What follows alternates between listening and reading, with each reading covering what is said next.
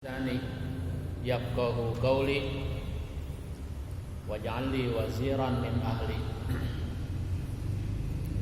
Subhanaka la ilma lana illa ma 'allamtana innaka antal alimul hakim.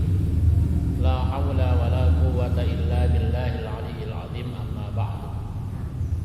Wa bisanadil muttasil ila al-imamil muallif rahimahullahu ta'ala wa adama naf'abihi wa bi'ulumihi fid dharain amin. Wa qala fa yaqulu subhanahu wa ta'ala azza wa jalla wa ala wa man azlamu mimman dzukkira bi ayati rabbih thumma a'rada anha inna minal mujrimina muntaqimun. Waman azlamu, dan siapakah orang yang lebih zalim? Kalau ada kalimat begitu tuh artinya tidak ada lagi kezaliman yang melebihi begitu daripada kezaliman yang bakal terakhir ini. Pokoknya ini kezaliman yang paling zalim. Super zalim, mbahnya zalim. Waman azlamu, dan siapakah orang yang lebih zalim? Artinya enggak ada lagi kezaliman yang lebih zalim. Mimman, yaitu di antara orang zukkira, yang diberikan peringatan, yang dikasih nasihat bi ayati rabbih, dengan ayat-ayat Tuhannya, diterangkan Quran, dijelaskan makna dan kandungannya. Tsumma a'rada, lalu berpaling anha, dari ayat itu. Ogah dia, nggak mau terima. Udah deh, jangan ngomongin Quran sama gua mah. Begitu. Jangan bawa-bawa ayat, jangan bawa-bawa agama. Itu namanya berbalik. Justru agama diturunkan itu oleh Allah untuk mengingatkan yang lupa, untuk menambah kekuatan iman yang sudah beriman, untuk mendorong ibadah lebih semangat lagi bagi yang udah doyan ibadah. Itu pentingnya agama.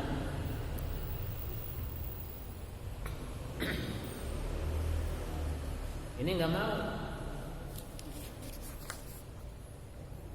Maka kata Allah, kalau di tafsirnya itu la ahada, nggak ada seorang pun azlamu, yang lebih zalim, yang lebih bahaya minhu, daripada orang yang model begitu. Kalau dibilangin udah orang terima, masih mending gini, dia dengerin aja, walaupun ntar kagak dilakuin gitu. Walaupun dia dengerin, dia simak, walaupun nantinya nggak dilakuin, masih mending itu. Iya, ketimbang orang yang tadi tuh di dalam jangan ngomong-ngomong agama dah, begitu. Karena bisa jadi kalau yang tadi terima itu dengerin, bisa jadi Allah nanti turunkan hidayah. Bagaimana Allah mau turunkan hidayah? Bagaimana Allah mau membuka hatinya? Karena dia sudah antipati, udah ogah.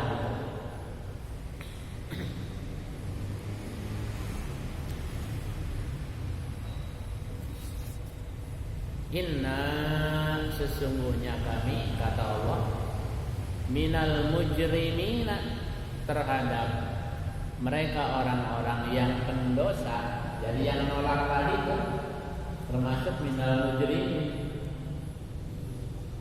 Muntaqimun, kata Allah, nanti kami bakal siksa tuh karena nolak.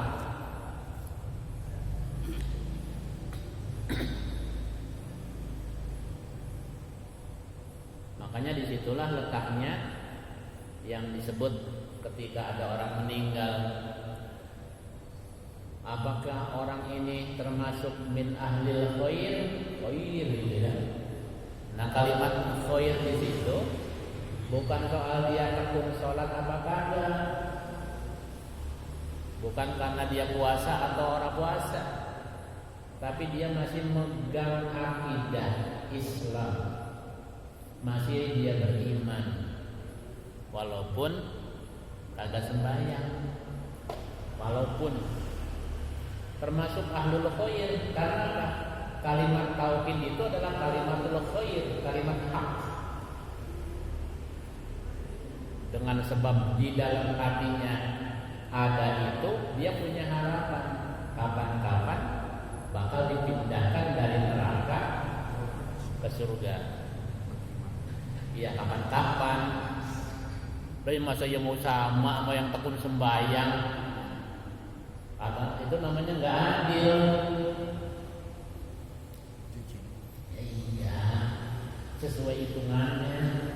Lah duit 20.000, ya duit 20.000 pengen sama belanja kayak orang yang bawa duit 500.000. Iya nggak salah.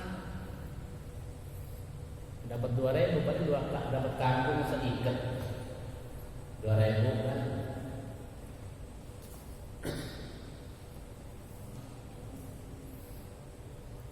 Walaqad ataina Musal kitab, walaqad dan sungguh benar-benar ataina kami telah memberikan Musa kepada Nabi Musa al-kitab, kitab, yaitu kitab Taurat.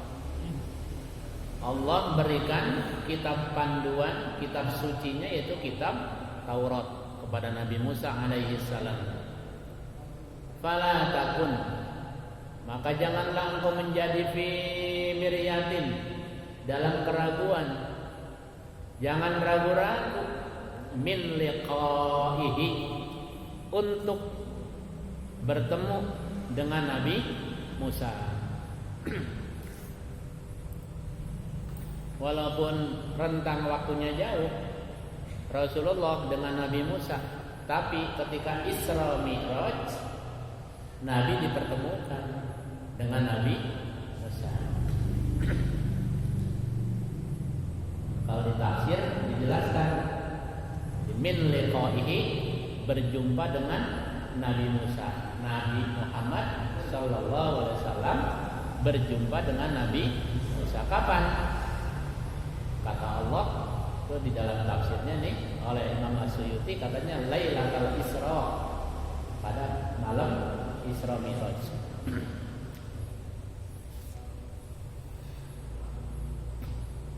Wa ja'alnahu, dan kami jadikan, kata Allah, siapa itu Nabi Musa ataupun kitabnya, kitab sucinya, itu kitab Taurat, hudan, menjadi petunjuk, baik Nabi Musanya ataupun kitab sucinya, sama, dua-duanya menjadi petunjuk yang menyampaikan kebenaran, yang menghantarkan kebenaran li Bani Israil, kepada Bani Israil. Jadi khusus tuh Nabi Musa kapling dakwahnya hanya untuk Bani Israil.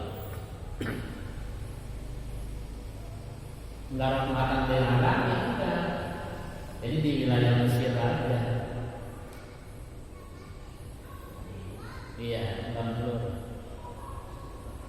Waja'alna, dan kami jadikan minhum, di antara mereka Bani Israil, a'immatan, ada yang menjadi pemimpin.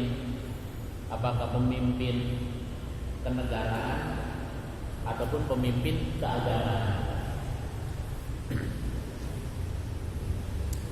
Di mana pemimpin itu yahduna, mereka itu memberikan petunjuk, ya, memberikan petunjuk. Pemimpin itu memberikan petunjuk kepada siapa? Kepada manusia tentunya. Bi amrina, dengan perintah kami, artinya dengan petunjuk kitab sucinya. Ya kayak ulama-ulama kan sama. Pada awalnya kan yang diajarkan oleh guru-guru kita, oleh ulama-ulama kita itu kan pesan-pesan Nabi, gitu kan? Yang mengajarkan dari Nabi kepada sahabat, dari sahabat kepada tabiin terus, gitu kan? Nah, apa yang diajarkan oleh guru-guru kita sekarang itu tetap ajaran perintah Allah. Allah perintahkan salat, Allah perintahkan puasa. Cuman yang menindaklanjuti para guru-guru kita. Demikian juga sama orang Bani Israel. Ada tokoh-tokoh agamanya. Lamma tatkala sabaru, mereka itu bersabar. Bersabar mendakwahkan agamanya, bersabar menjalankan agamanya, bersabar ditolak oleh orang-orang sekitarnya, sabar.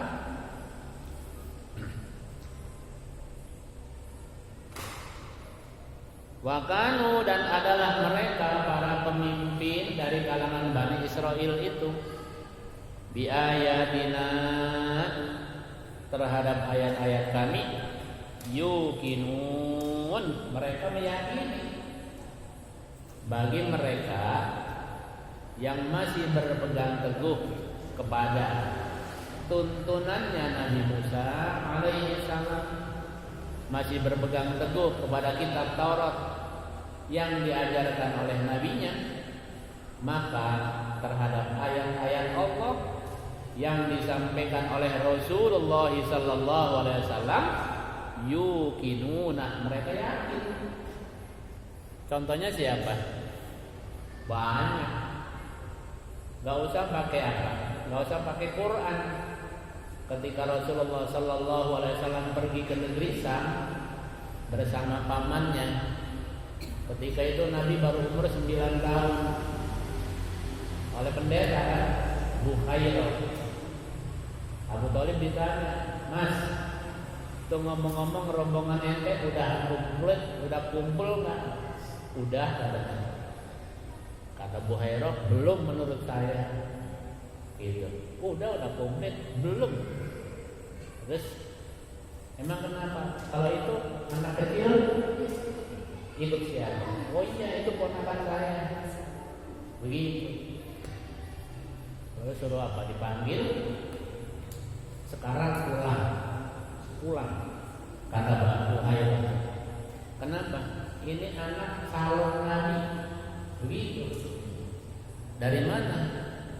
Ada awan, geser. Nabi geser, ikut geser. Nabi geser, ikut geser. Jadi kata Abu Hurairah, tidak ada seorang anak yang bakal jadi nabi itu kecuali selalu dinaungi oleh Allah. Pokoknya calon-calon nabi di mana dia jalan itu selalu dinaungi oleh Allah. Begitu diperiksa di punggungnya, di sininya ada tanda kenabian sesuai dengan kitab Tauratnya. Begitu. Iya. Alamatun nubuwah. Jadi nggak pakai Quran.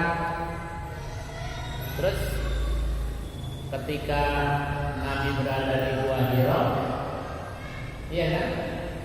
Diceritain, dipeluk sama Jibril sekenceng-kencengnya. Bayangin, orang belum pernah ketemu sebelumnya, tiba-tiba dipeluk sekenceng-kencengnya. Bagaimanapun kita juga takut, termasuk Nabi. Makanya sampai menggigil ketakutan. Tapi kemudian dibawa ke siapa namanya? Pendeta juga kan sama tuh. Kata dia apa? Diceritain dari mulai A sampai Z.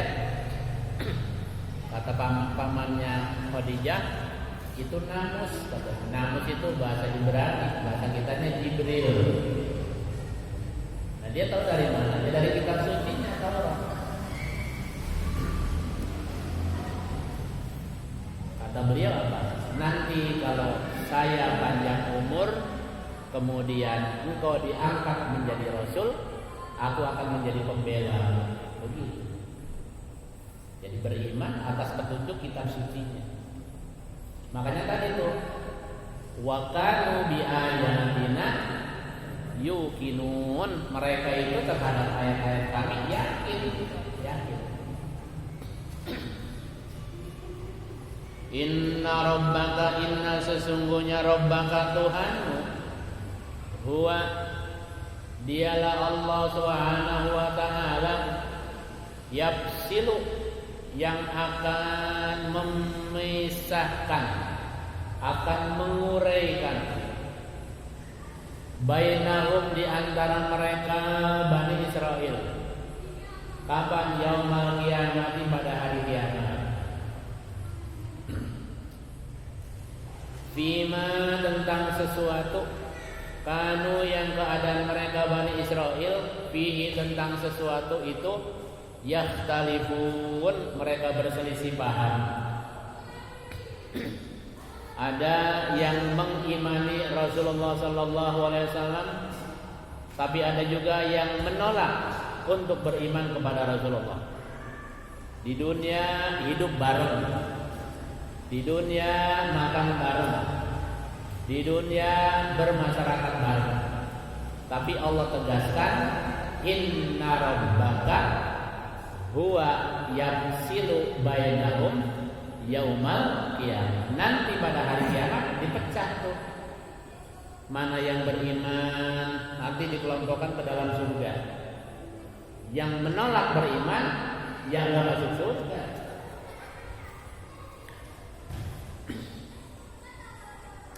Ya jangankan manusia, jengkol aja jengkol, tukang jengkol.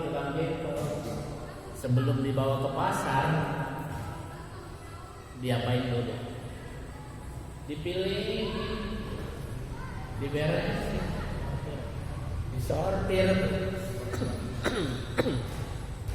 Yang dimakan ulek pisahin, yang bosok taruh di tempat sampah. Kan begitu. Nah itu yang bosok ditaruh di neraka.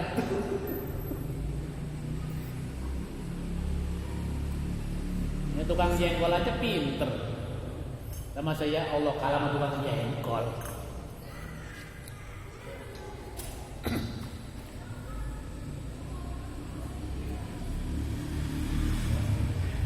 Kita punya pembantu rumah tangga. Piring yang bersih ditaruh di rak. Piring yang kotor jadi tempat cucian piring. Apalagi kalau bekas lemak, itu nggak gampang. Direndam dulu di air panas. Biar apa? Biar ngelotok. Kalau yang cemongnya melekat di pantat panci, diambil batu abu, iya kan? Digosok pakai serabut kawat. Iya, lagian nggak pernah ngikutin bini cuci piring sih. Lihatin bini kalau lagi cuci piring, tahunnya bersih baik, tinggal makan dan minum.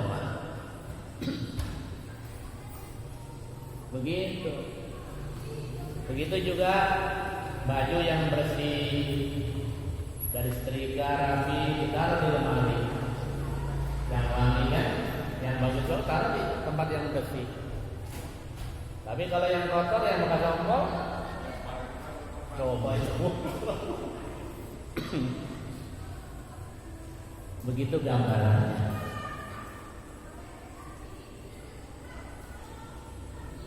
Awalam yahdi, tidakkah mendapat awalam yahdi, tidakkah Allah Subhanahu wa taala memberikan petunjuk lahum kepada mereka? Kan udah dikasih petunjuk, Nabi udah diturunin, kitab suci udah dijelasin, masih juga kangen, dikirim peringatannya pakai tsunami. Zaman PSBY kan tsunami ya. Masya Allah. Masih juga enggak ngeh. Artinya yang ke sembahyang tetap enggak sembahyang, yang ke masjid tetap enggak ke masjid. Begitu. Allah turunin corona. Lah masih anteng juga. Masih gawe ke masjid itu kan. Ya. Dikirimin lagi dengan apa longsor di Majalengka, banjir di Kalimantan, kemudian gempa di Sulawesi. Coba. Ya terus aja. Kapal nyebrang. Ya, ada aja. Supaya apa? Supaya manusia sadar karena mati. Begitu. Karena masih banyak yang apa? Yang kagak mikirin kalau dirinya bakal mati. Kam betapa banyak ahlakna yang sudah kami binasakan, kata Allah, min qablihim, sebelum penduduk Mekah. Sebelum penduduk Mekah kan ada kaum